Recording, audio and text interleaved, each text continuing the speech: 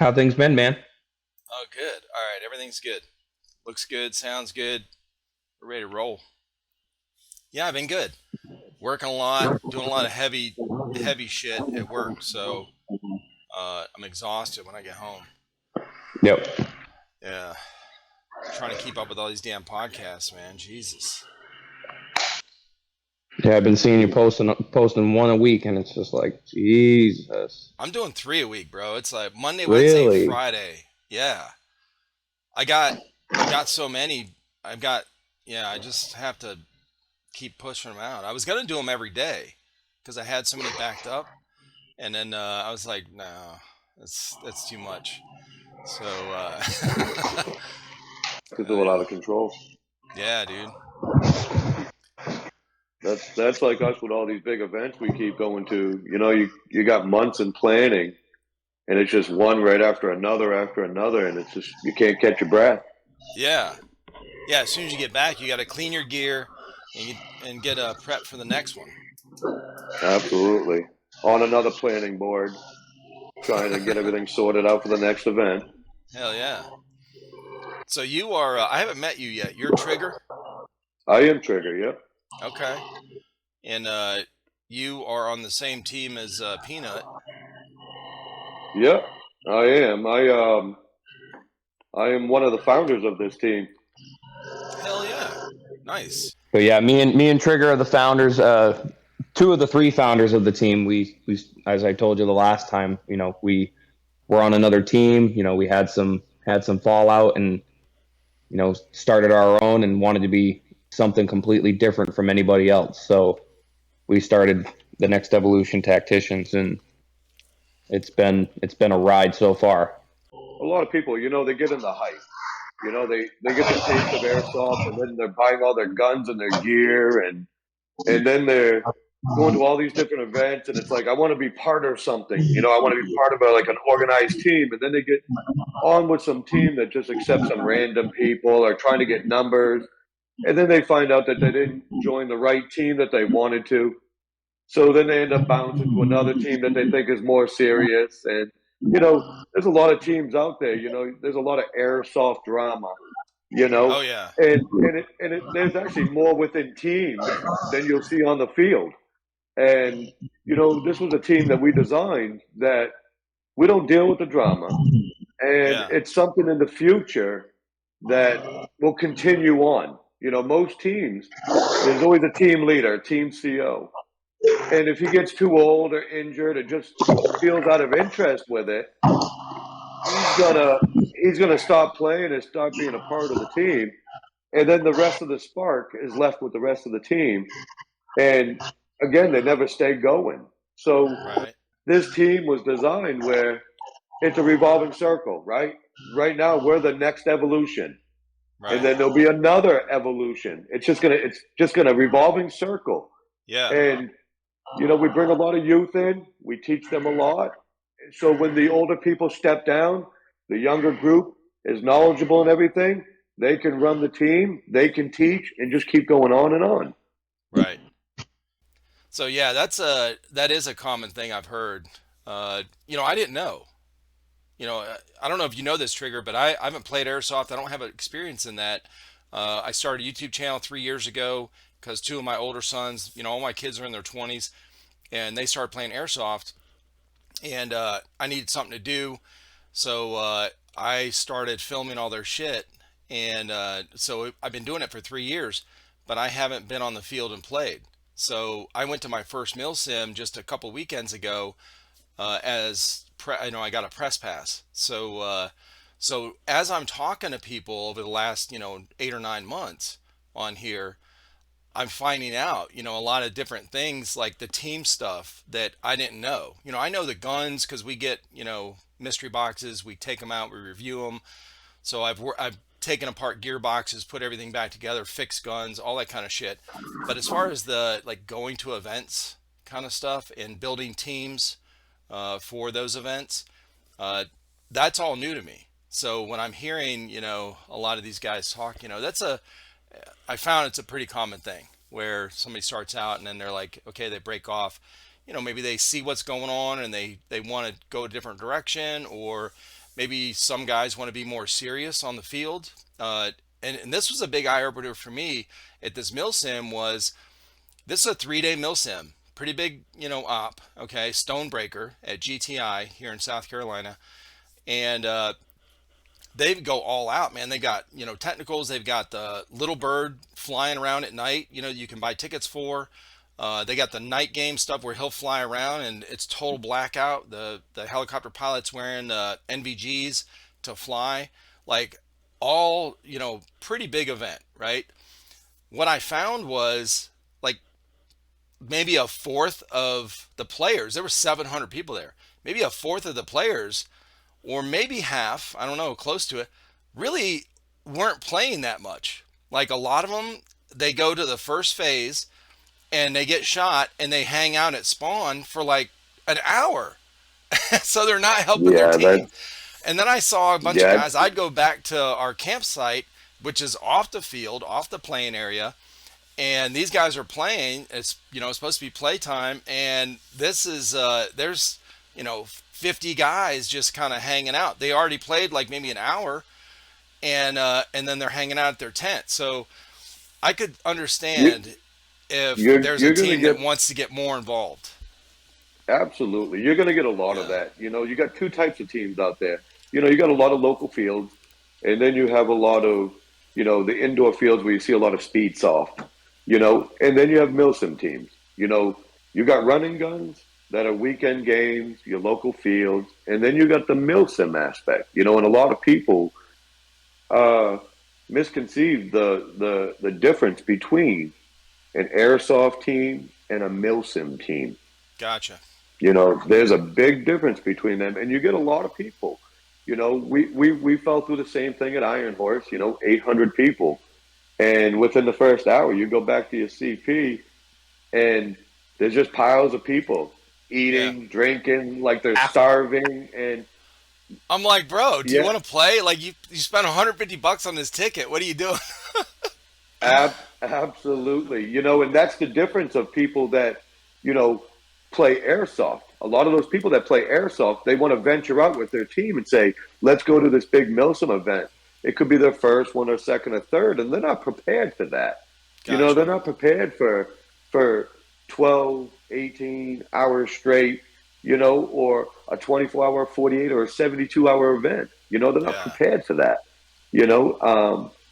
and you always see that because of the people that always overpack on food and drinks.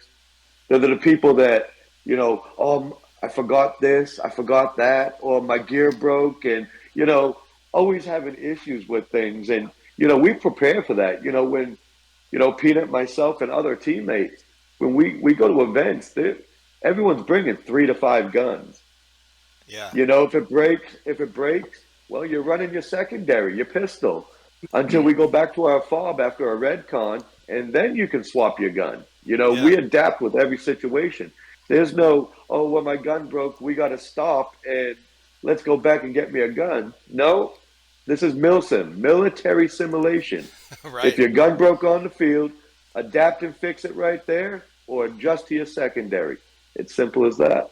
I remember when, Peanut, when you and I did our first podcast, I was looking at the wall behind you where you have all your guns, and you were like, yep, I take all those to events.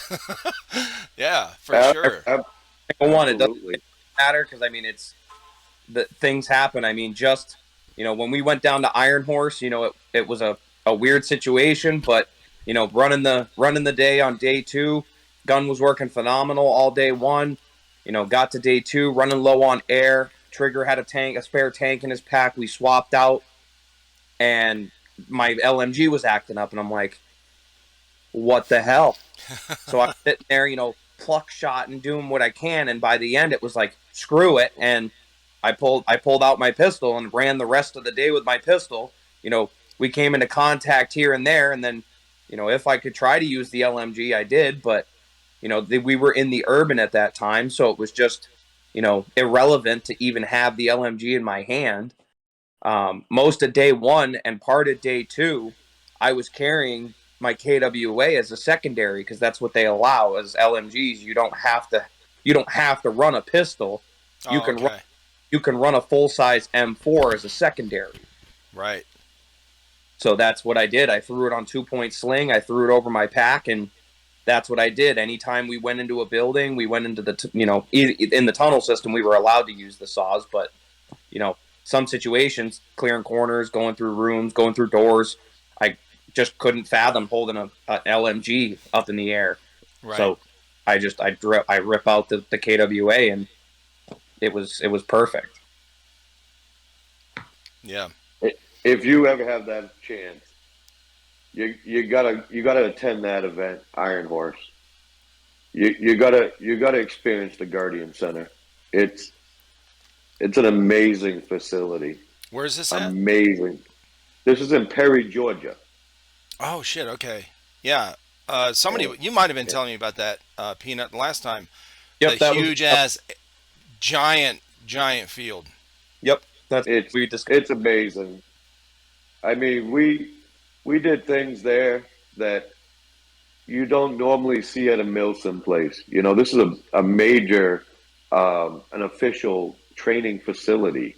This is a multi-million-dollar facility. And, I mean, we had play at night to secure an objective where we physically walked through like 3 feet of water in a pond because that was the only way to get across because the bridge was just locked down. And, we just quietly, just walked through the pond and nobody even realized it. Yeah. And we're not talking one or two. We're talking like a whole squad. Come on, guys. Damn. I mean, this is the stuff you do, and I don't remember how many miles, but I think day one we ended up with, 20 miles on foot. Yeah, I'm pretty sure. I think it was day one. I think I had done just shy of 25,000 steps. Holy shit! Yeah, and this isn't your normal walking steps. I mean, there is no walking there. This is a hustle. There's big space between buildings. There's no just walking casual. You have to run. You have to run in formations. You have to utilize your squad to the fullest. If not, you can get shot from so many different angles. Yeah. And I mean, you have to be so aware of your surroundings at all times. Just simply an amazing facility. The game staff there, the event runners, that's American MilSim. They run amazing events, amazing, all scattered out around the whole United States. If you have a chance, you do it. Just do it. It's unreal. Absolutely. It's unreal. Yep. I attended with 2 of the other tacticians our first American MilSim event, which was Eastern Front last year at Zulu 24 in New York.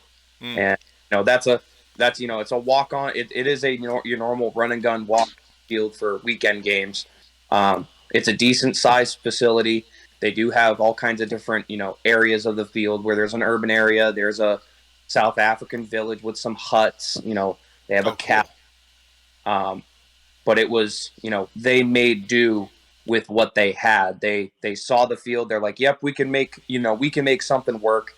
We can get a good storyline play through this place, space out the objectives very well. And they performed phenomenally with what they had. And it was just the most badass event that we attended that year. And as soon as the chance came up for Iron Horse, and we were able to secure a position as a QRF. Originally, we were supposed to be a fast team, but at that event, American MilSim doesn't really use fast teams. Now, explain that? What does that mean? Fast team is just simply you're a 5-man squad. So you're normal squad leader, rifleman, grenadier, saw gunner, medic. So there's only 5 of you, and fast, meaning because you're such a small unit, you should be able to respond to certain areas of the field 10 times faster than a normal squad of 12 people, whatever. And then QRF, I'm pretty sure we were just shy of like 15 people at Iron Horse. But like for when we go to our next event this month, Stag Ops, we run QRF as well, and we've got 16 of us flat on the roster, done deal. Gotcha. So yes, we are a larger group, but we move as much as a fast team does. We can get from one side of the field to the other in the snap.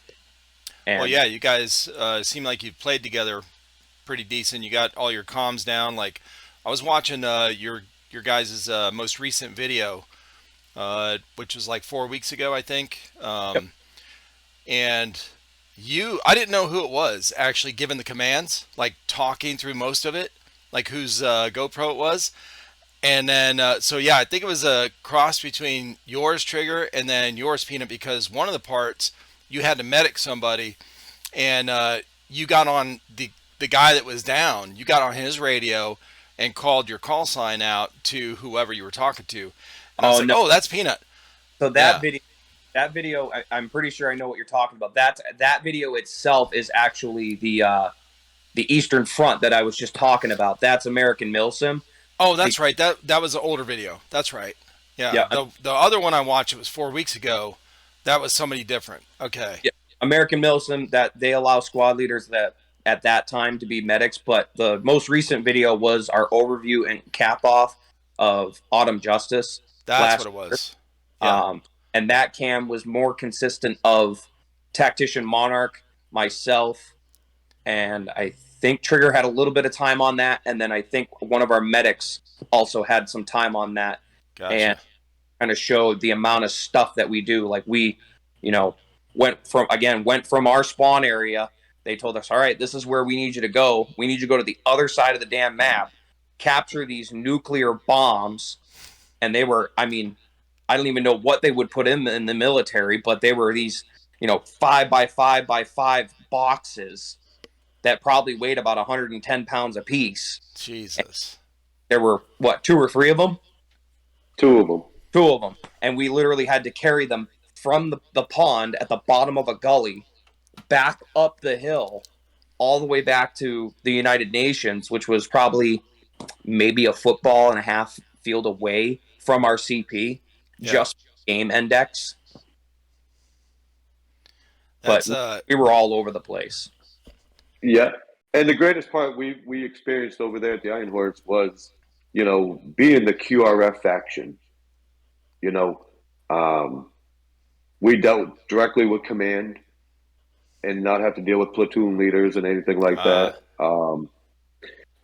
We got to go to so many different locations, and it was, I was squad leader for the event, and we just got to push and push and push. Our commanding officer was highly impressed with us and is now looking at other American MilSim events with us as continuing a QRF faction for them. Oh, nice. So that was a very big step, and here we are going back to this Spring Offensive, which is a 2-part series, Spring Offensive, Autumn Justice. The event runner is Stag Ops. Peanut here is about to attend his 10th year of attending this event. Damn. And when I say 10th year, that's not 10 events. That's 20 events. That's Spring Offensive and Autumn Justice. Myself included have been doing this just as long with him. Yeah. And this we've never missed an event. We've gone to every single one. Now, how did you guys know each other before you got into Airsoft? Actually, believe it or not, when I first met Peanut, he was part of another team. Yeah. And he just so happened to be sitting with another guy, and we were doing a little pop and shooting through the woods. And then I noticed that, hey, the guy isn't coming back up. Maybe I got him. And then only to find out that I shot the guy's big tooth out. Oh, shit. And it was right, and Peanut happened to be with him. Well, that's crazy. Like certain teams that we discussed earlier, there was a difference between Peanut and that team, and he had moved on. And I had a team at the time, and I had the team for about 8 years, and just got too much to keep carrying on. So a group of us decided to join in with this other larger team, and Peanut himself decided to join into the team as well. And we played side by side in this team for years. Okay. And well, So you that guys team met on ended the up, field. yeah. And I've been probably playing with Peanut for, gosh, got to be at least 10 years. Yep. And I've been doing this for 23 years. I was gonna say, how'd you get into start into airsoft? Like everything, we're all kids. I was Right? teenager. Walmart. We weren't allowed to shoot each other with BB guns, Damn it. so we went to Walmart and just so happened to see these Smith and Wesson CO2 powered clear, look like 40 caliber guns. And a couple of us bought them. We were like, well, how bad can they be? And within 10 feet, we started shooting each other, and wow, they left a number. And before you know it, some of our friends would come over to the house, and you just shoot one of them for shits and giggles, and then they're like, well, I'm going to come back and I'm going to bring one of them. We're like, well, bring it on. Mm-hmm. And before you know it, we had about 30 of us going out on Sundays. We had a big chunk of land. We'd go out there on a Saturday, and that was our build day. We'd build all these little forts and bunkers and trails, and Sunday was the reward. And we'd either do ones and twos, or we'd draw straws to who's on the team. So there was no favorites or nothing. And we'd be out there Sunday. I mean, we're talking before anybody even thought about wearing iPro, Right? And these were times where if your gun broke, you threw it in the trash. That was the end of it. Yeah. And I started purchasing guns, big dollar guns, back in 1999, 2000. $300-400 guns that were G&G, when G&G was a very big quality gun, and unfortunately, if it broke, you couldn't fix it. So I started collecting these guns. Playing at certain fields, people's guns would break and they throw them in the trash, and I'm like, well, damn, I'm going to take that. Maybe I can, snag a few parts off it or something. And then, wouldn't you know, company Sistema came out with OEM replacement parts. So I started fixing these guns that I had that people broke for $20, $30, $40, and now I got a $300 gun. Damn. Yeah, I did a lot of technician work. Were you always into that kind of stuff, like fixing stuff, or like did you work on cars or mechanic kind of stuff? Yeah, I was always a construction worker most of my life. I owned a property management company, maintenance company, for 17 years, Gotcha. and used to work for a TV show, This Old House, doing all construction and everything, and Oh very shit. well managed. Yeah, That's crazy. very mechanically inclined. Yeah, Yeah. and How'd you get on that show? I actually had a master license in heating and air conditioning, and there was an ad in the paper, and I said, hey, I'll give it a shot. I got a master license. I was young, and yeah, they hired me right on the spot. Oh And shit. yeah, there Was was that how was that working for something like that, like a TV show? Were they pretty yeah, chaotic? Because I've heard stories with some of these guys, like yeah, construction guys, that they kind of get some of shit on it, a little bit. yeah, everything's got politics, as Oh we all yeah. know. I can't say anything about it. I mean, were they very busy people and they hard work, and they take their show and business very serious? Absolutely, Sure. as you should with a name like that. Right. But I have to say, for the people, the owner of the company, Tom Silva, I personally installed his heating and air conditioning system in his own personal home. Nice. So it was kind of a great accomplishment and achievement when the owner of this very successful company, you're doing the work in his personal home. Right. So I ended up leaving at that point. There was a lot of travel involved, and I have Gotcha. children, and I ended up opening my own company, heating and air Yeah. conditioning, and it took off. And then there was a recession in the days, and then I said, well, I got to fall back to my construction roots a little bit. And opened up a property maintenance company. Mm-hmm. Then I had so many jobs coming from all these different angles that it wasn't competing against 50 of the same company for jobs. Right. So yeah, we got to pick and choose. We had good days, we're outside. Bad days outside, we got to work inside. So Sure. and then I sold the company. I moved to the top of Maine, up by the Canadian line, and decided to change the whole career of my life. I've always done tactical training for better part of over half my life. Hmm. So I wanted to further a little bit, and I took on being a fully licensed firefighter. Oh shit. And yeah, and now I'm the first captain at a fire department here, Oh hell yeah. and soon to be opening up a bounty hunter service. Damn, bro. So Hell yeah. Now, what did yeah, you have? Like, how did you go? Did you have tactical experience before you got into airsoft? I had some, yeah, yeah. I had good nature in it. I come from a family background, a military and everything, so I had very well nature of it all. Yeah. And I've always been. My whole family takes, the outdoors sportsmanship, very serious with hunting and fishing and everything. So, and I had a grandfather that was a guide service and a track guide, and he also did hunter safety inspection courses and stuff like that. So Yeah. he always taught us all at a young age, and then doing a lot of things with my father as well. And then yeah, it was very easy to get right into this sport. Sure. Once I realized it was a real thing. When I started, gosh, there must have been, two fields. You got Oh to pick shit. and choose. MilSim. I started in 1990, not in 98, 99, and the birthplace of MilSim was in Toland, Massachusetts. It is actually the field where we attend Spring Offensive and Autumn Justice.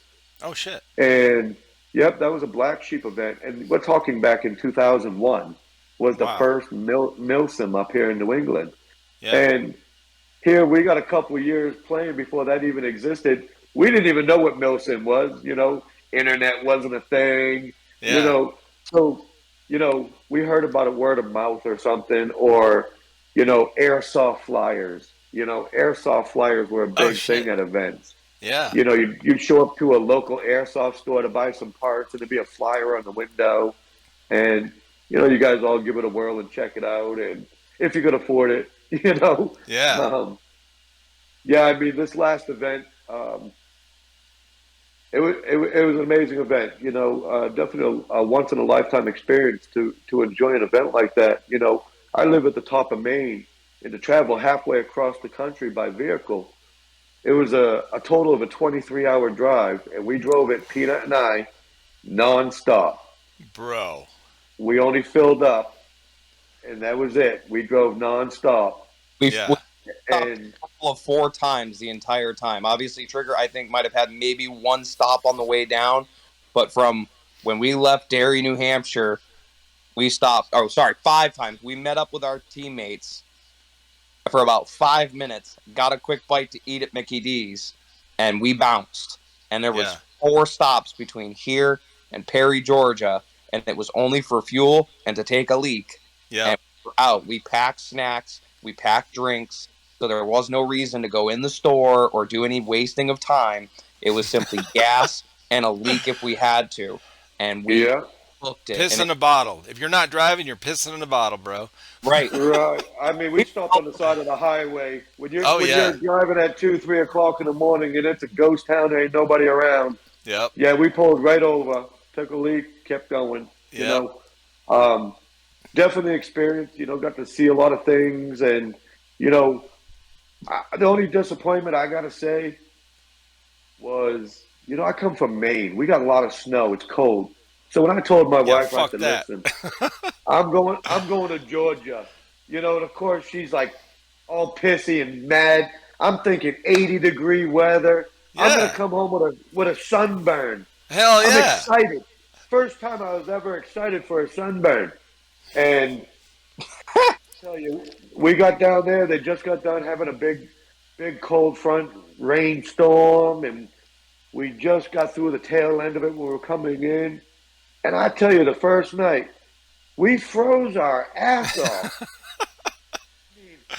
I had all these fleece blankets. We got propane heaters.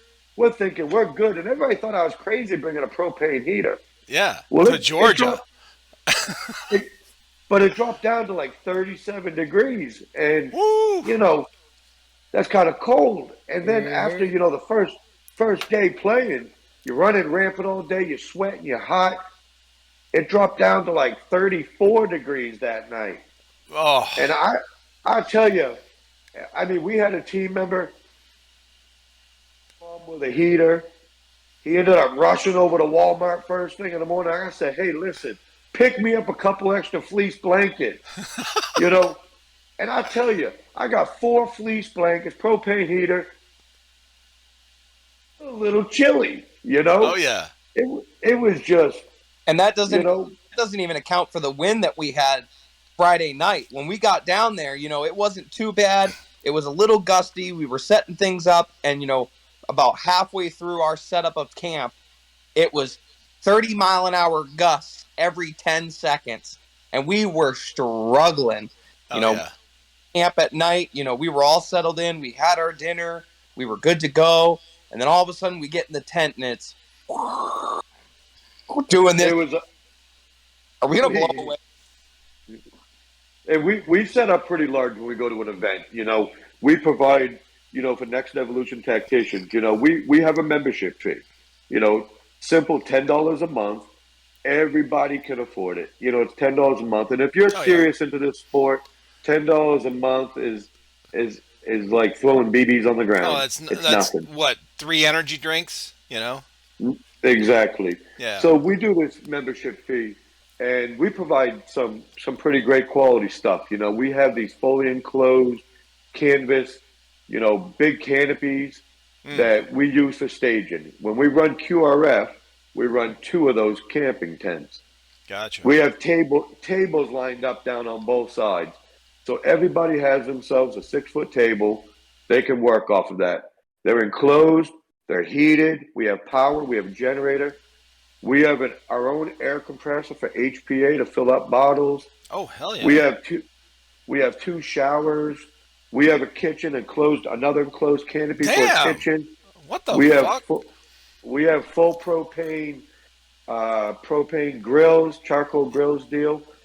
We have coolers. We have it all.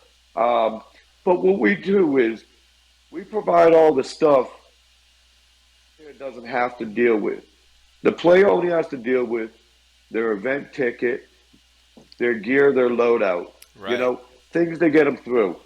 We do a meal prep package, which we all chip in $20-$30 each. It covers your breakfast, your lunch, your dinner, your waters, everything. So you don't have to sit there and do all that rushing around. It saves a lot of time in prepping. Right. So, and at the end of the day, we don't have to worry about somebody saying, oh man, I forgot this or I forgot that. We know they have the hydration and the nutrition. Right. That's going to get them through the whole weekend. We know they can bathe and relax and everything. We know they have power to charge everything. Again, we know they're warm. We got heaters. Yeah. That's we crazy, do. bro. You know, like the banner you see behind me and the banner you see behind Peanut. And we have more banners that we hang up on these canopies. We're working more and more for more sponsors. And it has just been an experience. You know, this is probably hands down. I've been part of a few teams. This has been a team that is just, you can't get a better group. Everybody agrees. Everything we do is as a unit. We don't have a team leader. I am the founder. My number is number 1. Anybody to look at me any different than themselves on this team. Yeah. We all have the same equal say. If we buy something, we vote on it. We buy it. Anything we do, if we design a flag, the logo, everything, the bylaws to the team, everything we do is as a complete unit. Right. And we stand pretty strict with our bylaws, as we should. We're a MilSim. You know, our biggest push that we're pushing for this year is to be called a national rated MilSim team. Yeah. Yes, we are a MilSim team, and we've been venturing out into other national events. But we have another event coming up this year in August that is going to be the farthest travel for me. Mm. And this is Copperhead, another American MilSim event. Copperhead. Where's that at? This, that's in New Mexico. Oh shit. So no, we're not going to drive that one. We're going to fly that one. But but There you go. we're absolutely delighted to, we have a great chunk of our team right now in the planning to go to this event. When we plan events, we run a schedule system. If you can make it, if you can, you can't. So we know a certain number is going to go to these events, and every one of these events are all at the very minimum 3 to 6 months planned an event. So the fact that you can financially afford it, you can get the time off work, if you have family, Right. the whole travel thing. We do that. That's how we're able to stay such active. We know exactly who's going to be at the field. We try to have people, if not weekly, bi-weekly events for our seriousness to show, that we are getting out there. Right. We are going to come to a field and we are going to see you. So, every team, they have those haters out there, and, call it jealousy. Maybe they just don't like a player. Maybe they just don't like our tactics. But, for the people that we do deal with, we're on a very high note. So, Yeah, I mean to all those, that's always going to haters, happen. we tell them all, we smile, I'm smiling, I'm laughing, and we'll see you. We're going to see you. Hey, And listen, you got to love your haters, man. I was just talking to somebody uh, a few days ago talking about, in fact, the podcast I did with her came out this morning. So she was talking about how she has her TikTok thing, and she was getting all this hate from some clip she put on from playing at a CQB field, whatever. But I was like, you gotta love your haters, because I saw this video one time. This guy was like, your haters are the most dedicated to like commenting and like giving you traction or giving you press or publicity on your post or your channel or whatever, like they're because they're the ones that would be like, oh, I'm gonna type this, I'm gonna send this, I'm gonna post about this. It's like, bro, thanks. you know absolutely, Hell we yeah. can't we can't thank the haters enough. To be honest with you, Hmm. it gives us more drive. It allows us to sit there and prove them all wrong. And nothing's worse than proving them wrong, and then they get even more mad. You know, and You know what? In a way, you're kind of, whoever the haters are, you're kind of making them better because they go out and want to do better because they want to show you up or whatever. Like it's this constant yin and yang, fight that you're not right, even in because you're just doing your own thing. But then there's those people who are like, I don't like what they're doing. Look, they think they're so good, They're like, yeah, we are right, good. Join the right, team, come on, like get better. right. And And that's it in a nutshell. We don't just let anybody join in with our team. You no, of know, course, we search for a desired person. You right. know, um, and there's a very big list to complete that criteria of that desired person. We put up a little flyer up just to see if people were interested, and we had handfuls and handfuls of people, applying to wanting to join the team, and they're like, "Yeah, I want to join. I'm in," and I'm like, "Well, it's just not that easy, you Right. know." And of 25 people that we've looked into, Peanut got to experience yesterday to run with one of these people and had such an amazing day with this guy, Mm. and totally fell into the criteria that we're looking for. And here we are in a week from today, we're going to be going down to another event in Maine at Harris Farm, and he's going to be joining in with us. Nice. You know, now we're going to have more teammates play with him, because again, we got to see if he's going to fit with us, but Right. ultimately he's going to make sure he fits in with us. Right. You know, we might be a little bit more aggressive than what he was thinking. We might be a little too serious than what he was thinking. We base everything that we do is off national events. If there's other small fields that we attend to, those are the fill-in fields. That's to keep the guns going. That's to keep the body moving. Right. You know, and that's those are the days that we go out and have a good time. We mix and mingle with everybody. We joke. We have a good time. It's an airsoft event, not a MilSim. So we can lay back, relax a little.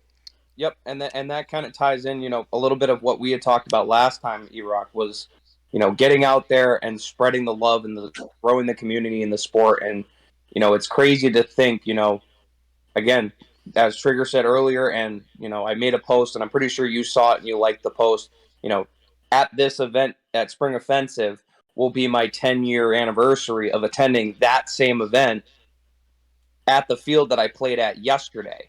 And it's crazy to think about, because, that was at this field. They do a swap meet once a month at the beginning of the month and whatever, and we set up our tent, I set up our sponsor flags, our team flag, and I can't even tell, there were dozens of people coming up to us, seeing our flags and go, wait a minute, yo, I've seen you guys on Facebook, I've seen you guys on Instagram, I watch your YouTube, you guys are fucking cool. Or, I was down at, I had one kid come up to me. I haven't been to the Airsoft store in Nashua, in months.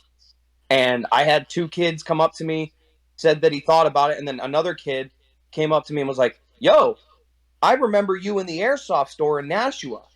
You were helping me pick out a rifle. Holy shit.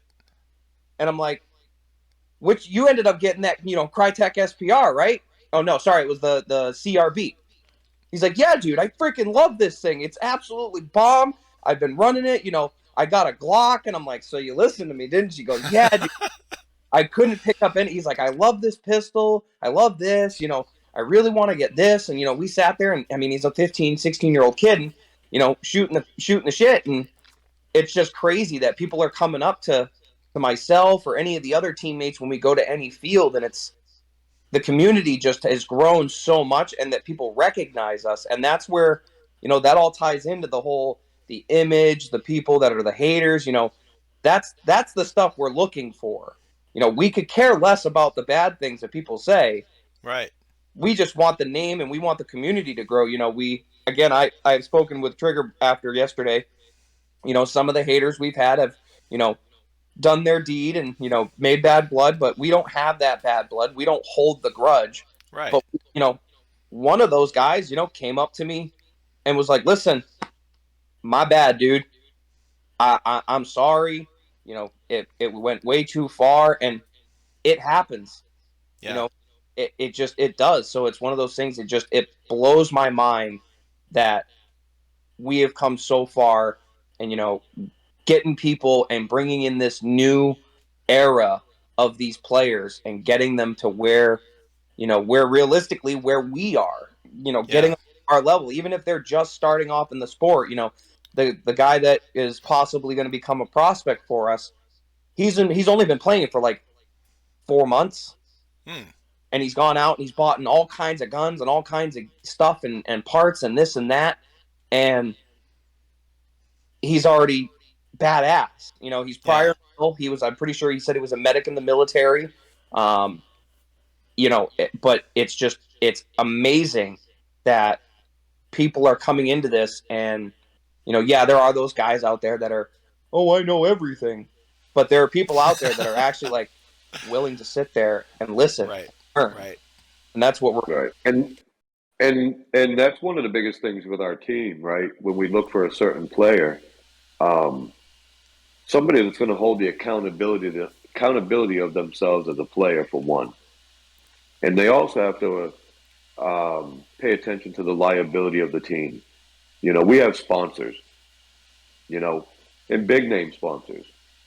And all it takes is just one bad comment, you know, on Facebook or Instagram or something, you know, and that sponsor says, "Hey, listen, you know, this is my livelihood, this is my future. Right. I can't deal with this," and then you Can't put lose my your name on sponsor. your team. Yeah. Yeah, exactly. And you know, and that we keep very firm with that, you know, and we let every player know that because you know, at the end of the day, if you want to ruin your name, do stupid shit on the field, ruin your name, but don't ruin this Right. team's name. This team's Well, worked hard to get to where they are. that's a good point. I never really thought about that, I guess, because I haven't really, been around airsoft teams that are sponsored. I've talked to people that are sponsored and it's kind of just come up in conversation. But so when you bring on somebody new, like how how do you gauge, or I guess how do you, I don't want to say control because you're not trying to control them, but like their posts, right? Their own individual posts, like when they, after an event, or all their social So media stuff. Like, there's got to be some yeah, kind of rule that, hey, look, this absolutely. is the standard. Don't talk about us in your post if it's going to be, a shit post or whatever, that kind of A- thing. Like, how do you do that? ab- Absolutely. So the biggest thing we do, right? We separate because, as we all know, this is LARPing. You're doing live Yeah, action role playing, right? yeah. So, so as you know, my name is Trigger. That is not my real name. What? So that's what, right. So, and I've had this name for years, and so you know how the name came about. Um, I used to build these AEG guns because that's all there was. There was no HPA, Yeah, and when the field would allow you 400 feet per second, I'd get these guns shooting 396, 397, but nice. shooting 40, 50 BBs a second, and nobody could understand how I could make a What? powerful gun hitting so fast. So, Holy uh, shit. so believe it or not, the term, pain laser and rape cannon um, came from a gentleman, Cobalt, that runs Stag Ops. Um, he saw it firsthand, wrote up a little article about it, and I mean, a lot of people are baffled about, how I can build these guns like that, and a lot of, tinkering, trying new things, and it just worked. Some did, some didn't. So I'd go out there to the field with my fully automatic rape cannon, and some guy was beside me, and he just got his gun. He's looking at me like, "Fuck," and he's like, "You're one trigger happy motherfucker," he says, and I never had a call sign. I always used my last name, and there it came, Trigger. Yep. So on my primary gun that I run MTWs. Mm, All of my guns that I run are MTWs, gotcha. and replaced the trigger guard on it, and it says "Trigger Happy." So it's just kind of something that's always stayed with me forever. Yeah. And so what we do is, we separate our personal life player. So if you look on any of our Facebook pages or Instagram, you'll see Tactician Peanut. You'll see Tactician Trigger. And all our players, whether on Facebook or Instagram, they go by Tactician. If they're resulting in anything airsoft related through that Tactician page. Their personal life, what they do, hey, listen, we can't control everybody's personal life. Right. People do crazy shit. Yeah. But we can control through our bylaws of our team as airsoft related player wise, we can control that with the accounts. So that's what we do, and everybody is very well aware of the liability that they can cause this team and the accountability of themselves as a player on all these other fields. Have you had any instances in the past where you've had to kind of like adjust, like, okay, we didn't know that somebody was going to do this. So, hey, you know, it's going to fuck up this thing with the sponsor. Like, this is not what we stand for. You know, what do you, Yep. you know, how did, We absolutely right. yeah. And luckily for us, we've caught everything before it even come about. Oh, good. So that was a great thing there, and that's how we've got to. You know, when we started this team, you got to just keep adapting.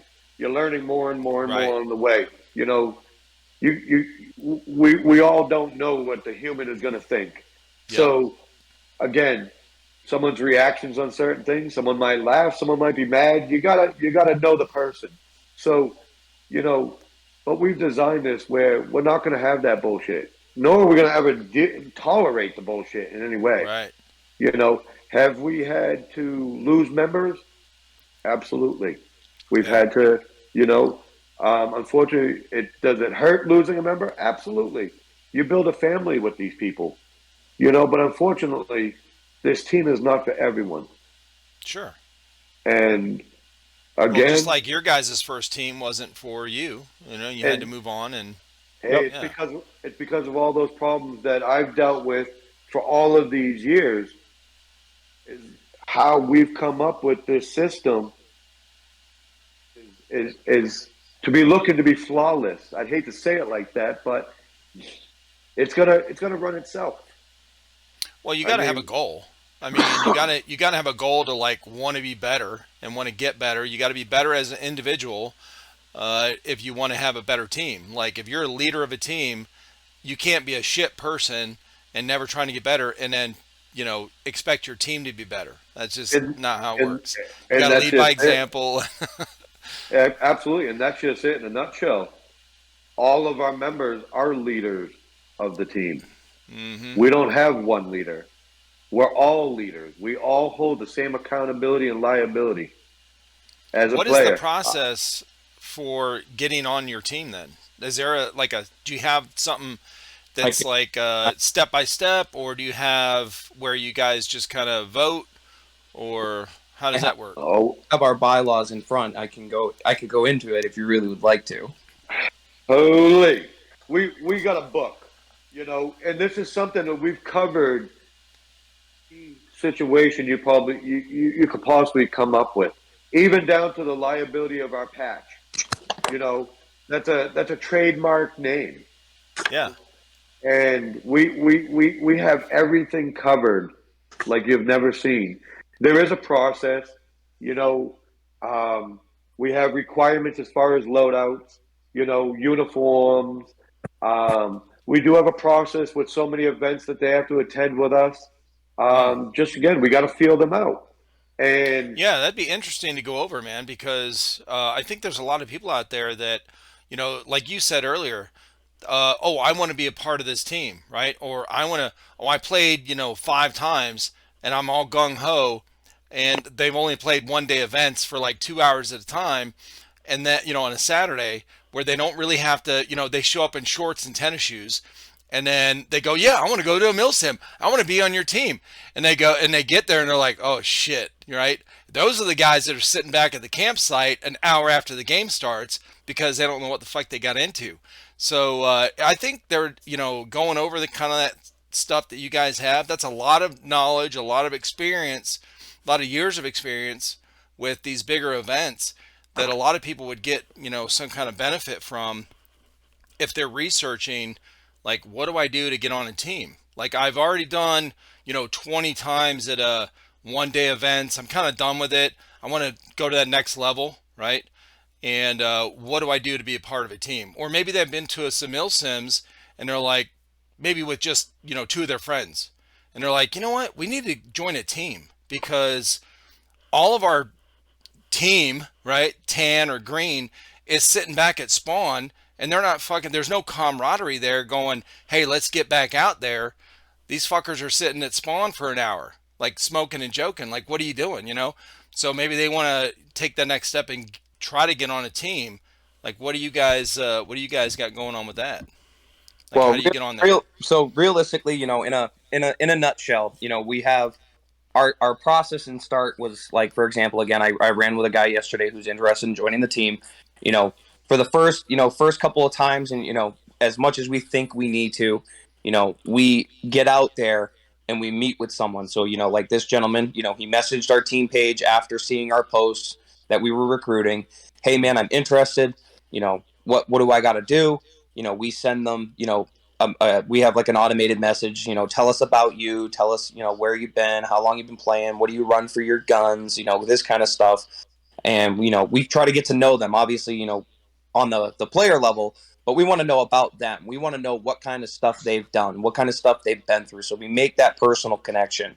And then, myself being, realistically the team HR lady, I get out there and I meet these people and I go and I run with these people. And it's one of those things, and it could be anybody. Any of our guys have any power in the world to go meet someone.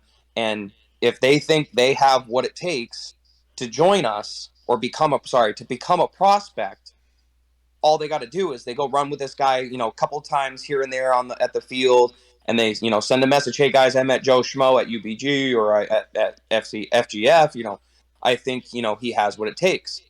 Well, at that point, there may have been only, like yesterday, there was only 2 of us of the tacticians that ran with someone.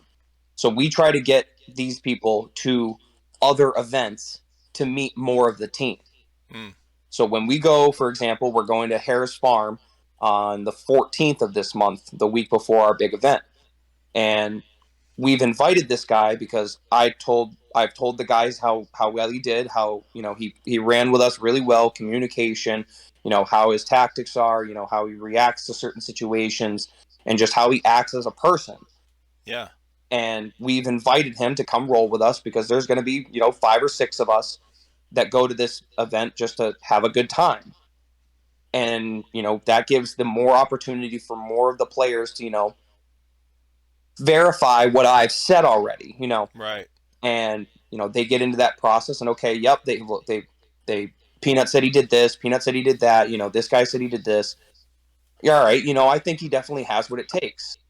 So, at that point, we see if he has what it takes and go through, playing with him a couple of times and seeing, how the meshing goes with us to him and him to us. And then once we all think, what, we think he has what it takes, let's put it to a vote for the, in our team, we do a majority vote rule. So, with there being 12 of us on the team, the amount of people that the majority vote rules. So if there's 7 people that say, 7 people that say yes and 5 people that say no, well, vote passed. That person's going to be given the chance to come onto the team and or to become a prospect. So, we take that vote, we let that person know, hey man, we would love to have you become a prospect and, start the process and come through and let's see if you have what it takes. So, our prospecting, I'm looking at it right here, rule number 1, prospects must show they have must be respectful and loyal to this team and its members and the regulations and bylaws. That's just plain and simple standings with talking to someone and, being a part of a team. You don't join a team and then try to go, be a part of another run and gun team or, another MilSim team or, if you're going to join a team, be dedicated to them. Right. Loyalty. Like Trigger said, it's not just, the MilSim team. We're a family. We're a brotherhood, Right. I got back, you got mine. Respect to the members. That's just a normal human nature. You show respect, we give respect. That's just how it is. The regulations and bylaws, that's something we've created. There are teams out there that have their own. This is our own bread and butter of how we do things and how we like to, have things done. So, you show respect in all aspects. That's a big thing. So right. That's part of that process. We have, and if you come in on as a prospect, if we're inviting you as a prospect, you have our respect, because that's us opening arms to you, saying, right, come on in. And when it comes to the prospect, like I said, there's a sponsor. That sponsor is responsible for everything with that prospect until that prospect is a full patch member. Oh, okay. So we have a separate group chat just for a prospect period. Yeah. And we put myself and Peanut and the other founder in this chat group, we put the sponsor and we put the prospect. And that's for every prospect that comes in, so that we can make sure that the prospect is doing their job. We can make sure that the sponsor is making sure that the prospect is doing his job. Yeah. The sponsor's job is to teach, train, and let all the events that we go to, he makes sure that that prospect knows everything of what's going on. If that prospect has questions about certain things with the team, the sponsor is going to refer back to the bylaws and explain them to the prospect. So when it comes to being a full patch member, this prospect knows all our events, how we run, everyone on the team, The bylaws. knows everything. Bylaws. All right. And usually we try to only have one player to be a sponsor for one prospect. Right. You know, and this prospect period could last anywhere from 3 months, 6 months. It's all on that person. It That depends on the prospect prospect, period. like how Well, exactly. how much That they're willing to prospect. get into it, and Well, one of the biggest things we have in our bylaws before he could even become a patch member, we do have a setup where he has to attend so many events with so many players. Got to make sure that, yes. But we also have a loadout. We run OD green, coyote chest rigs. You got to have both of those. yeah, We run, multicam, OD green. We run Marpat. We have a list, sidearms, not just a primary rifle, but a secondary rifle. yeah, We have a big requirement list as a loadout, because the last thing we need is to show up at a really big, reputable field for a big event, and the guy's like, "Oh, I don't have this or I don't have that." yeah, If we know that he is a patch member, we know they have a complete loadout. There right, shouldn't be anything to worry about unless something was damaged or broken. Then they can replace it. It's so much easier as a player to only have to worry about, my strap on my backpack broke. I have to replace it. yeah. Then worried about getting a gun, this, that. So we're pretty strict and firm when it comes to that.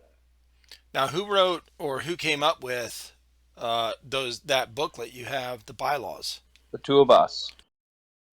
The two of us did the most in terms of organizing it, putting things together, wording things.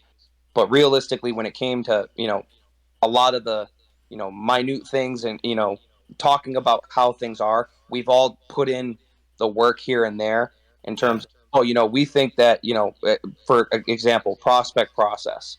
That's something that we've all tied into. That's something that every single one of us said, hey, how many games do we want someone to play with us before they can even be considered Yeah, to be a full patch member? All right, let's set, we set it at 5. So they have to play 5 events, whether that's MilSim event. Right. They gotcha. have 5 MilSim events with us as a prospect in order to be considered. And again, just because you're a prospect doesn't mean you're gonna be voted in. Right. But at the You same got to prove yourself. right. So it's also, when you do those 5 events, if it's only for example, your sponsor and the prospect at a MilSim event, it doesn't count. Because we can't see as a full team or multiple members how that prospect does. Yes, we trust each other. We believe each other. Like I said, I played with this guy yesterday. These guys take my word for me sending out the message to our team chat saying, yo, this guy did this, and this. But until they physically see it, my word doesn't. Well, not only that, but that's one event. Like, And it was a weekend game. It was just seeing how it was, Right. When we go up to Harris Farm with this guy and anybody that comes in as a prospect, yes, it is a run and gun field, but with this being their opening event, they structure it as technically like a mini MilSim event where there's going to be a story, a little, full objectives, securing things, finding things, whatever. Yeah. So it's a little bit different of an aspect, but every rule comes from everyone's opinion. So we took everyone's opinion and what people think and how they think things should run and work. And me and Trigger spent months just sitting here on the phone, just like this, hours and hours on end, just thinking, okay, how do we want to say this? How do we want to type this? How do we want to word this? How do we want to put in together this section, or whatever? And I mean, it goes, we have our prospecting section, we have our gear section, we have our respect section, we have our team patches and gear section, which covers team flags, team patches, sponsors. That covers our team equipment, the tents, the canopies, the grills, anything above that. We even have in place the writ of replevin law stated in our bylaws, because anything that is ours is ours. So if you leave the team on bad terms or whatever, anything that you have that has the emblem that's behind Trigger or on my shirt goes back to the team. Mm-hmm. It goes where I was telling you about trademark property. Right. So, right. But if you leave those on five MilSims, that's good, because number one, it sounds like you guys are making it, hard to get to. And obviously that comes with experience. You've already probably in the past, I'm guessing, but you've already had the time where you were like, yeah, anybody can join. And then you get a bunch of fucking numbnuts on there that don't follow kind of like what the direction you guys want to go as a team. And, or, you always get that one guy that's like, always forgets one thing, or always forgets a shit, or always has a drama. Oh yeah, I couldn't make it on time because my truck broke down. Or, oh no, I had to turn around and go back and get my backpack. Like, bro, get the fuck out of here. So, you probably went through a bunch of transitions coming up with these, rules and stuff. But I'll tell you right now, across the board, all humans in history, any country, anywhere, if you want to find out the real person, put him through some stress. So, uncomfortable stress, heat, cold, like sleeping in a tent when it's 34 degrees at night, right? With no fucking propane heater, okay? And you got to crawl out in your camis and take a piss. And then you still got to be on the field at 8 a.m.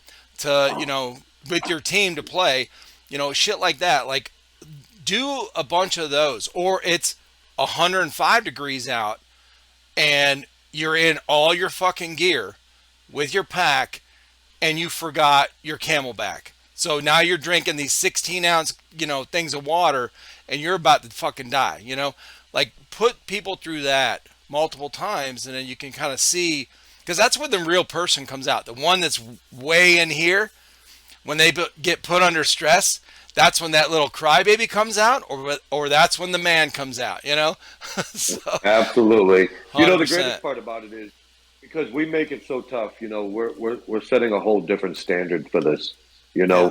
And even somebody may have that whole gear load out, may have everything, and they may not become a member of the team. Oh, they were good at ordering shit on Amazon. Good job. Right. But at the end of the day, at least they'll have all that stuff to be able to continue events, might be able to make another team in the future somewhere else. And that doesn't, and even with that, it doesn't even tie, it ties into, like, at that time, we bring someone on as a prospect, they go through the process, they buy all the gear that they need, they get the required items, there could just be that one thing that doesn't quite mix with us. And we say, hey man, right now, we don't think you're going to be a good fit. But by all means, we'd still love to have you run with us here and there. We'd love to do at the weekend field. If you happen to buy a ticket to that event and you don't have a group to run with, we'll see if we have the room. And if we do, by all means, we'll bring you back. We'll have you come join us. We'll see if you've changed. Talk to us in a couple of months. Well, let's revisit, let's come back to the table and let's see what happens. It could just be as simple as some dude that has a loudmouth and oh, call your hits. Oh, you're an asshole. Blah, blah, Right. blah. And that be the only one And that we don't like. Fix that. Tone it down. Bring it back a bit. Talk to you in a couple of months. Let's see if you can kind of hone that in a bit. And we'll give it another shot. and the funniest part is nobody really realizes the number one rule in airsoft. The number one rule in airsoft is no bitching. No bitching. That's the number one rule. Yeah. That means if a guy's not calling his hits, don't bitch about it. Right. You know what I mean? Don't complain. I'm tired. I'm hungry. I'm cold. This, that. Don't bitch about it. Again, you want to play airsoft? You can bitch all you want playing airsoft. But when you play MilSim, people laugh at you. Yeah. Sit there and bitch and complain. And we see it all the time. All the time. We separate ourselves. I push people. I push people really hard. And I tell people, as we're all teammates, we're all great friends, we're like a big family. But I tell them, as your squad leader, and my boots hit that soil on that field, this isn't trigger your buddy. Trigger your squad leader, and I'm going to rip you a fucking asshole. Do your job. And I tell you, I've broken many people, and they just can't take it. The last Good for you. did. It's the way it should be. If you're not running night vision at night, I'd love to see you have the brightest flashlight in the world for when it's needed, so you can actually see.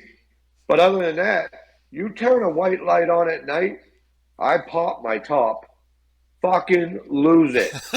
Absolutely lose it. You need to talk to. Listen, if you guys do NVGs, I didn't know you guys did that. Moon Goon Operations. They're Radar. affiliate teams. Huh? They're one of our teams. Oh shit. Oh, Yep. that's right. Oh, dude, I knew that. Okay, I'm out of a brain fart. That's right. That's how I found you, Peanut. Was you were on the live stream with Radar and Blue Mag? Yes. Okay. Well, anyway, yeah, they're big in yeah. So he's got all the NVG stuff, and yeah, good deal. And we've been pushing more and more with that with our team. When people can get to it. Yeah. A real good solid set of NVGs, 3,000 plus. You know what I mean? And some people got to wait for tax returns or Sure. saving some money to do it. And it's slowly happening with all of us. But that's why we try to recommend using like O lights. We all like O lights. They're all 2,000 lumen, rechargeable. What is this? They're I a great don't know that. flashlight. I don't know that flashlight. What is it? Hang on. The brand is called O light. Yeah, see, I have a And- Streamlight. In fact, I have one of their smaller ones, but I've always been big onto Streamlights.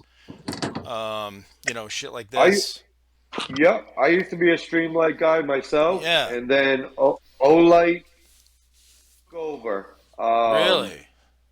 Yeah, O-Light guarantees their products for life. Okay. And just as They're a little pricey. Yeah. But I got to tell you, their pressure switches with the mount on their pressure switch is hands down the best. Their mount that they come with their flashlights, because they come with a mount, is a multi-position mount on the side, on the bottom, on the top. It doesn't matter. You could take the flashlight off your gun in second. Like literally, push a button, flip it off. Ah. The pressure pad is a magnetic with a lock. Oh, that's awesome. And I tell you, the 2,000 lumens, they are super bright. They last forever. And again, it's a magnetic USB charger. I'll Just to never give go you- back to. just to give you a little thing here. So as you can't see, I'm literally in my apartment, pitch black. I'm going to turn my camera around, pitch black, and I'm aiming at my windows right now. That's the low setting. That's high. Bro, looks like daylight. And they shoot. The beam on them. The travel distance on the beam is super far. Yeah. Super far, because nothing's worse than going out there with a shitty white light. And this is why I lose my shit. because somebody's going to go out there with a little, oh, I got me a 300 lumen streamlight. I'm like, yeah, that's cool if you want to go play inside of an indoor building, where you don't need much light. But out here in the woods, you need something that travels far, because other than that, you're just blowing up your position. Yeah. And I lose my shit. People are like, well, I can't see. I'm like, see with your feet, light on. Use your ears, see with your feet. And there's been times, see night vision. You don't need night vision. I can pinpoint all these night visions by their little green lights all over the place. Yeah. And shoot the green light. Go for the green light. You know what I mean? And, I've actually killed a whole squad of night vision by myself. Squad. I never shined one light. Killed the whole squad, and they were just completely dumbfounded, and they were bullshit. That one guy without night vision could kill them all. And our whole squad, I was the last one alive, and and Peanut, and our whole squad sat there and just watched it. I just kept popping one off, popping another one off, and it's crazy. Run MTWs for one purpose. For one, it's like shooting a real gun. Most of the parts are a real steel body gun. Right. All interchangeable with real steel parts. Marine, hands down to me, and I started with HPA when it first started out. Marine, hands down, has made the best solid units out there. And then for them to come up with their own gun, because everybody has a problem with HPAs, right? I'm not feeding, the alignment shit, blah, blah, blah.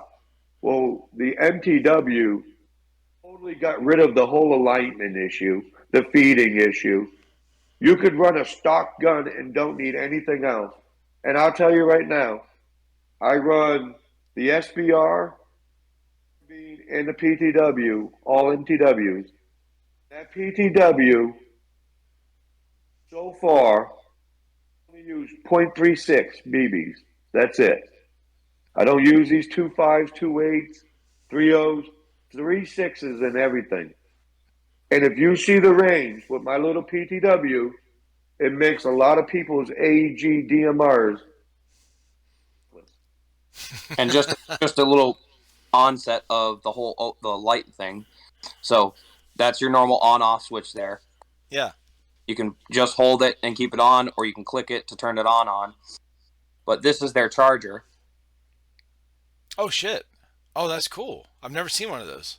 And you can take it on the field with you, right? If you keep Right. a little power cell on you, Right. for GoPro cameras, or we use for our flashlights or other shit, cell phones. Again, it's a USB, plug it into a power bank, throw it on for, 20 minutes, a half an hour if you're redconning or something. You're going to walk back, like Guardian Center. You're looking at like a mile walk to get back to your fob, and a mile and a half to get back to your camping area. So you got to make sure that you got everything you need on the field. Your pack, Peanut's pack had to be 70 pounds, and I run a Haley Strategic. That's all I run is Haley Strategic for my chest rig. And I run the Fast Pack Plus.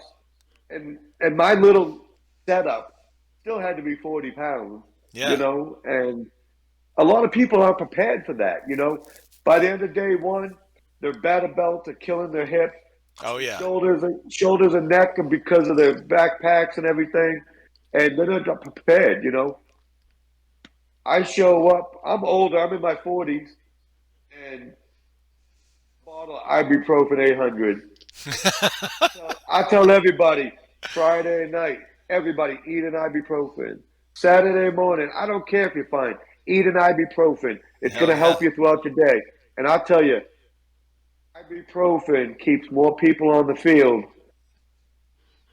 thinking their pride in I'm strong and bad. Yeah.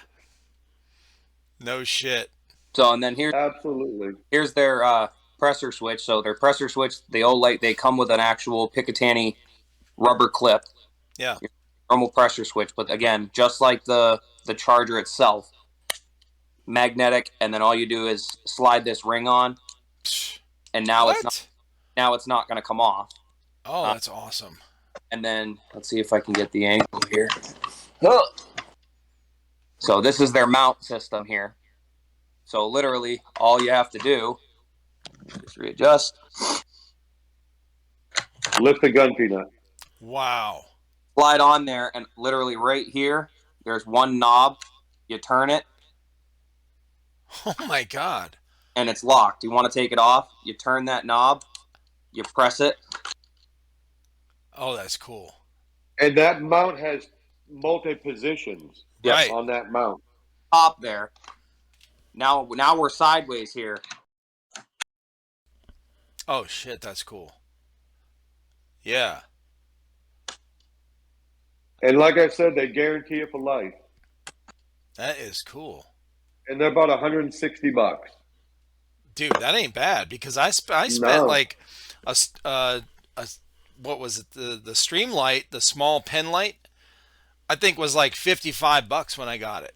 This is years Right. ago. This is probably about 6 years ago. I was working maintenance, and I worked in factories for like 25 years, and now I do construction and what you do or did, property management. So me and my buddy flip houses, and we also manage properties for one of the guys we know. So, and we also flip houses for him as well. But so when I was working maintenance on machines, I would crawl around with either a headlamp or I had my little stream light, and yeah, that thing was like $55 like 7 or 8 years ago. I mean, so And the greatest, $160 or whatever it is, that ain't bad. believe it or not, Olight makes another, like a headlamp. It's a quick mount. You can take Yeah. it off and use it as a regular flashlight or clip it back on. And it's like a 2,000 lumen headlamp. And it's all magnetic charges. I mean, streamlights were great, you know. And I remember spending $200, $300, $400 for streamlights that were 300, 400 to 600 lumens. Was like, I mean, they wow, you know. Yeah, they were the shit back in the day. Right. Oh yeah. Right. And you know, there's just other companies that are coming out and taking over, you know. Right. But I stand true with my MTWs. It's as real as it comes. And if you ever have a breakdown, there's no gearbox inside. Right. No gearbox at all. And if you ever have to Yep. pull the HPA out, it's like one little screw, pull the clip, and the HPA unit's right in your hand. Yeah. And you know, the FCU unit and the trigger board, I mean, it has a speed trigger on it. It's got an adjustable speed trigger on it. And this is all from factory. Type 4 barrels, you know, beautiful hop ups, you know, the realistic buffer tube, you know, not the old simple with the screw in the back like everybody. Nope, this is with the pin and everything. You know, this is a real deal. But your whole battery and everything sits inside that buffer tube, protected, you know, where the other buffer tubes have the open ends. They're just a much quality gun. And at the end of the day, you know, you spend $700 for an MTW, you spend $400 for an HPA unit, you spend $300 to $400 for a decent gun, you're $800 already. You can buy this gun mil-spec right out of the box for $700, big warranties. And I remember my first MTW, we got it. We showed up to a field. I did an unboxing. We did a review on it and everything.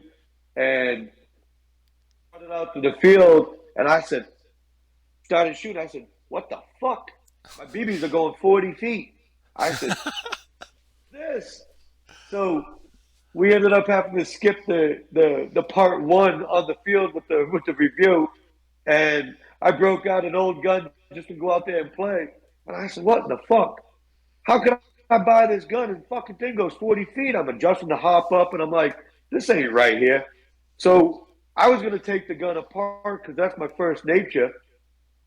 No, there's a warranty on it. So I picked it up through Amped Airsoft, and we know the owners very well. And I said, hey, listen, what can we do about this? So he said, send it back to me. And I've been dealing with Wolverine Airsoft for shit, got to be like 10 years now. Yeah. And I called up, the big technician there, Cody at Wolverine, and he got my gun back because Amp couldn't do nothing with it. Sent it back to the factory, and I got talking with Cody, and he said, "Hey, listen, I know I hate to say this to you, but we forgot to put a hop up nub and a bucking in your hop up when they Oh built it shit. from the factory. So there was nothing at all, and it was Oh. just blowing out the barrel. And I said, hey, Mm-hmm. no biggie. So they were awesome. You Yeah. know, they worked with me real fast, and they got my gun fixed. They sent it back to me, priority. It was back fast.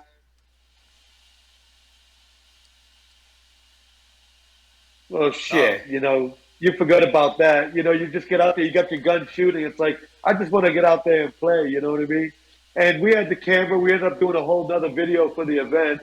And we forgot all about the review, because our ultimate end game here, is some big sponsors here.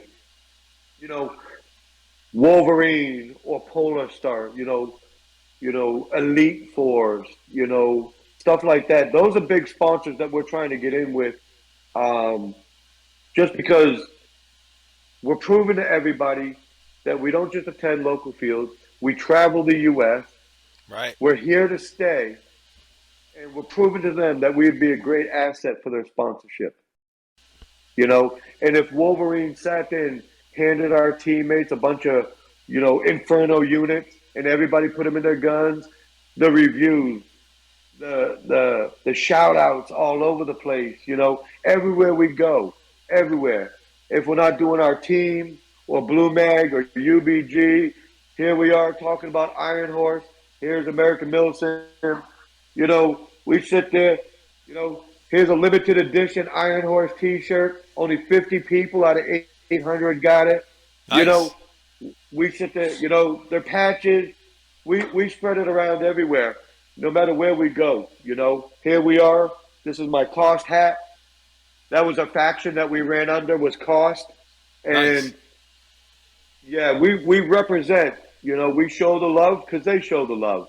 Right. And, you know, for us to get Wolverine, we all do. Most of us, 90% of us all run HPA. Yeah. And most of us are all running Wolverine. So, getting a sponsorship like that, hey, these are goals. These are our end games. These are where we're trying to get to. You Right. know, Unfortunately, for most teams, going to this Guardian Center was probably a plateau for their team Yeah. because they're probably not going to attend a bigger event than that. 800 people at the United States' greatest facility for training. I mean, this is a real life. As a firefighter, I would love to go to that facility to train as a firefighter, Right. or as an EMT. Um, so yeah, Polar Star, Wolverine. Fuck, hopefully you guys maybe see this and hook us up. You know, um, Yeah, you we'll have to know, tag all those guys in this and, video for sure. and we do that with every video we put up, every post we put up. Yeah. Peanut is our lead social media guy. So when we go to a field, he'll sit there and do a quick little thing. Hey, what's up? It's Tactician Peanut. We're at this event with these Right. people, sponsoring by UBG or Blue Mag or whoever. And, we do that. We do that in the middle of gameplay. We take pictures in gameplay. If there's a quiet time and we can take a quick shot, we take it, you know. Um, we're very big. We hashtag everybody with all our sponsors and everything that I run as a player. If I put a post up, Haley Strategic, MTW, 511 Tactical, the list goes on with what I run. So everything that I run, we give the shout out to them, show them the love of their product. Yeah, there's definitely a lot uh, that that could be posted on here when we post this or whatever. Tagged and listed and links and everything. Uh, I won't remember it. I promise you. So yes, if Peanut, if you could send me all that stuff, I can, put those links in the audio version that I run on Spotify and iTunes and iHeartRadio, all that stuff, and then and also on the video part, on YouTube as well, and all my Instagram Absolutely. posts.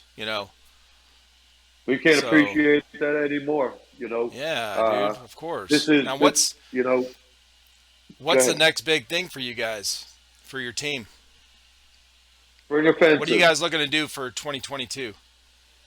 Well, we're attending a lot of events. 2022 was was the big year of us really venturing across the country. We started off with a bang over at the Guardian Center. We're going to be heading down to Tolan, Massachusetts to Spring Offensive. We got another event in June for Clawhammer. Um, might be hitting another event down in Pennsylvania in July. We're looking at hitting Copperhead in August in New Mexico. Backed over to Tolan, Massachusetts for October. And meanwhile, all these little fields in between, all throughout New England, between those big events. So we're looking at almost one major event for the whole season here. So this is a big run for us and Yeah, that's a lot. big experience. Yeah, this is Yeah, that's a lot. I've attended in my years of in my career, I should say, I've been to well over 300 events Whew. in my career so far. I used to do 30, 40 events a year Damn. when I was really 2012 to 2016 was probably 30, 40 events a year. There's only And 52 weeks in a year, bro. Damn, that's a lot. Hell yeah. yeah, yeah, we did a lot and we still continue, but I'm getting older and I'm trying to put more back into the community, teach some more of the youth with the standards. Yeah.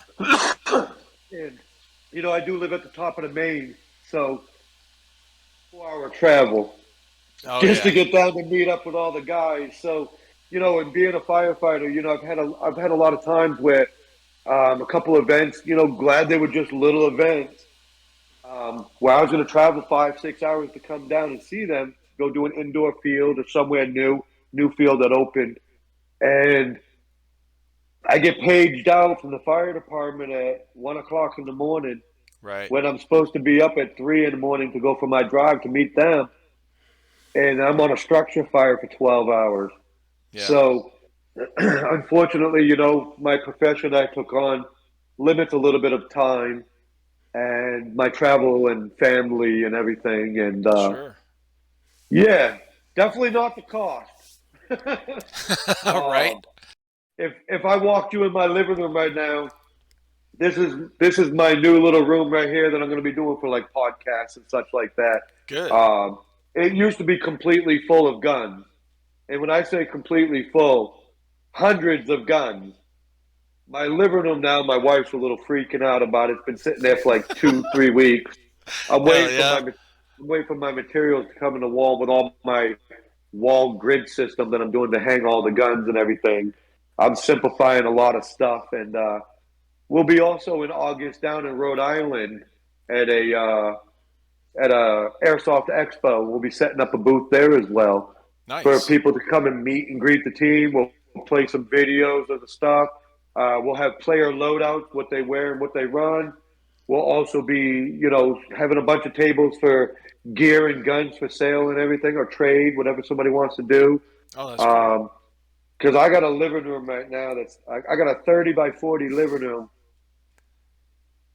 just completely full. My wife is losing it, and yeah, I had Well, two. listen, when you I get had done with that room with the whatever you're going to build in there, I'd love to see what you got because we had this whole office, all these walls everywhere were I had pegboard.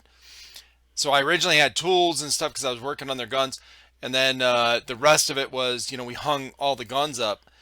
Well, then I put all these sound deafening things up, and then this wall right behind the camera is the gun wall, but we stuck all the other ones in the closet. So I would love to, but I never really liked how this gun wall looks. I guess because it gets old, you know. I've seen it for like 2 years, but I'm always looking for ideas on making it look better. So So what I anyway, right. So what I'm using is a 2 inch by 2 inch wire grid wall rack. They got hangers that mount to the wall, and these panels come in 2 foot by 6 foot. And I'm going to end up with 18 feet total. I got three 6 foot walls that I'm doing a complete U, and the rack system is awesome. I'm going to have one whole wall that's going to be completely all guns. I'm going to have a whole nother wall just miscellaneous things hanging. Helmets, all my chest rigs and everything will be hanging. They have so many different hanger systems for huh? this grid wall system. It's amazing. Yeah. And they got like clothes racks that hang off. And I'm going to be doing that for all my uniforms, all sitting there on Okay. clothes racks. I mean, this is like it's pretty much going to turn to be like a big wardrobe closet of all my airsoft shit. Yeah. And I'll be building some other shelving for miscellaneous stuff. Um, I usually keep about 25 bottles of BBs on hand, so I have a lot of inventory. But this room is definitely going to be all of our sponsors, flags and banners.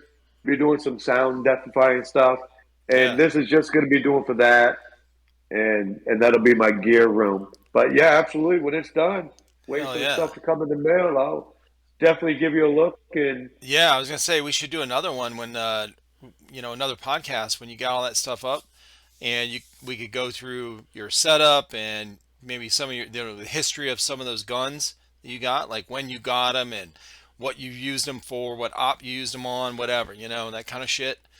yeah, So that's always cool. I still carry about a dozen guns that actually a couple of them are ones that I pulled out of the trash that people threw away back in 1998, 99 Damn. that I had fixed them and put them back together. Peanut actually carries one of my KWA SR7s, and I've had that gun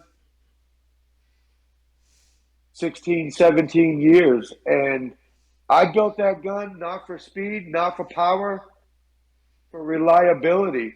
Yeah. We're talking 16, 17 years. And, Damn, that's crazy, bro. and that gun right there shoots solid. I do have my original real M14 G&G from 1998. That was my first real 300 and something dollar gun. I still have that still to this day, all built with the same system of parts from back then. Um, Jesus. yeah, I have guns from P90s to SVD Dragonoffs to L96s to so many different M4, AR-15, M16 platforms to yeah, crazy, crazy shit. It's That just is and I try to teach the people, you know, I didn't learn right. I didn't have somebody to teach me. So I fell in the hype and I bought this, I bought this, I bought that. And right. then before you know it, that laid over in the corner, that laid to the side. I found something else that I liked better, then I bought this. I I can't tell you how many people left the sport, they're retiring from the sport, and I bought their whole loadouts from them.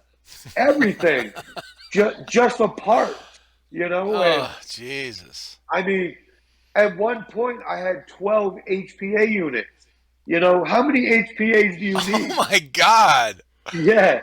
And matter of fact, I sold like five of them to our teammates. You Yeah. know, so um, yeah, I tell people airsoft gear, real steel. You get what you pay for. I run Haley Strategic. Everybody thinks because it's the hype and it's Haley Strategic. No, I have a crazy shooting range. I don't use it for airsoft. I use it for real steel training. Yeah. Um, but I also like quality gear that ain't gonna go to shit with me on the field. Right. So when you build a $600 kit, last year, I've bought many Condors, and I understand. I don't hate on Condor.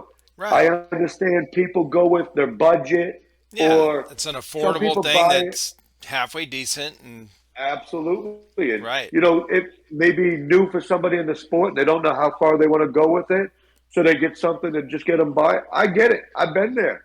Yeah. I I've had dozens of Condors, and what I tell everybody not to do.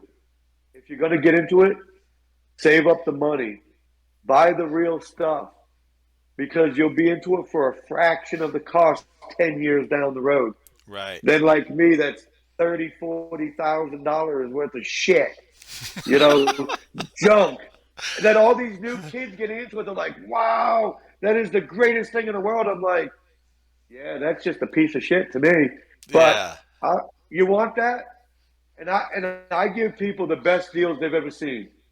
I sold Peanut a Crytek SBR with a Polar Star HPA in it. Whole stuff on it, flip up sights, yada yada, for $200. Damn. You're never gonna find a better deal than that, you For know. real. And I do that, and it's not about the money for me. The money was a wash a long time ago, so I'm already Right. past that. I just rather see somebody have some better quality shit, or open their eyes to HPA, or just advance their game level. And if I can make them a better player and more efficient, hey, as a squad, it allows us to move a lot more fluid and easier and secure objectives, or bulldoze a platoon down, you know. And Especially when you you, don't have NVGs and they do. Hell yeah. that's right. That's right. And and a lot of people, we run QRF at a lot of big major events, and it's a pleasure, it's an opportunity, um, to be able to be in that position. Not a lot of people can sit there and say, "Hey, we run QRF." You know, there's big responsibilities. You got to be physically fit. Let me tell you there. Right. I'm 40 something years old. We have we have members that are in their 20s, and I tell them, if you can't keep up with me, this might not be the spot for you, There's because a I lose problem. people.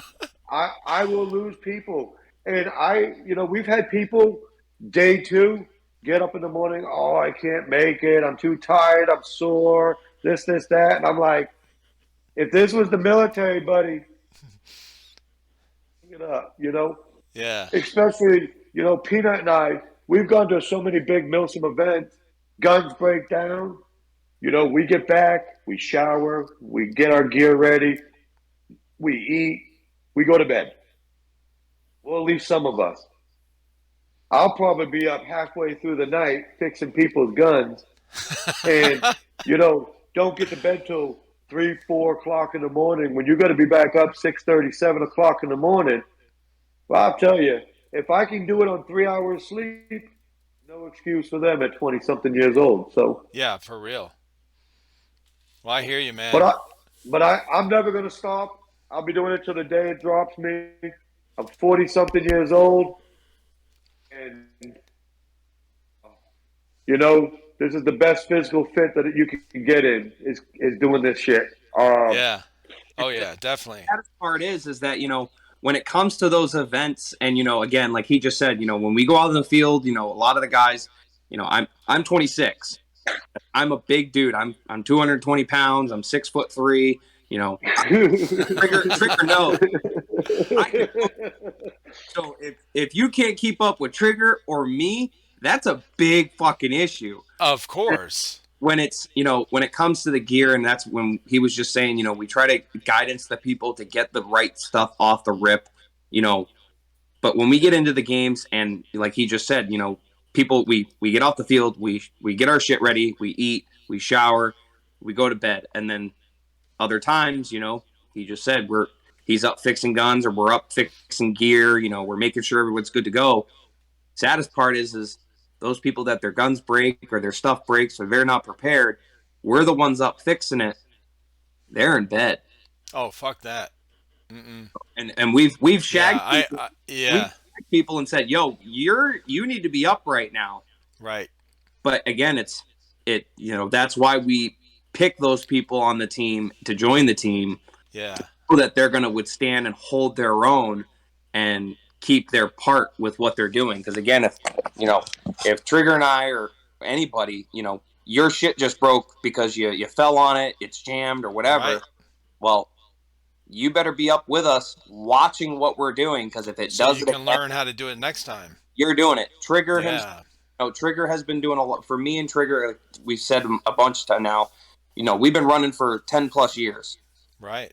I was clueless to the fucking wind when it come to AEGs, fixing the HPAs, anything of anything.